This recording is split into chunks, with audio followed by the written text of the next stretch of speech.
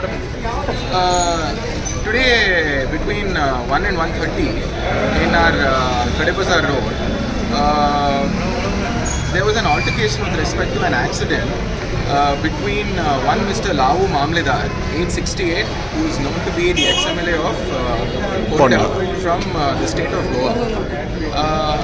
Owing to this altercation between both the parties, the accused party has slapped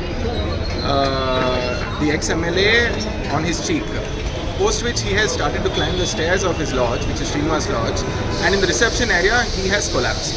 After he has collapsed, he has been shifted to our civil hospital, and over here a lot of tests have been done on him and the ECG was conducted, and post which, seeing the results of the same, he was declared dead. An MLC has been generated in the same incident, and we have taken a case in Market Police Station, and the accused has been secured. Further investigation is on, and we are taking all the details of the accused, which will further be revealed. Name of the accused? We're still taking all the details. I'll also have to go talk to him once.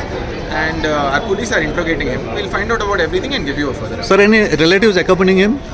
As of now, nobody, but his family is known to be coming from Goa at this point of time. Thank you, sir.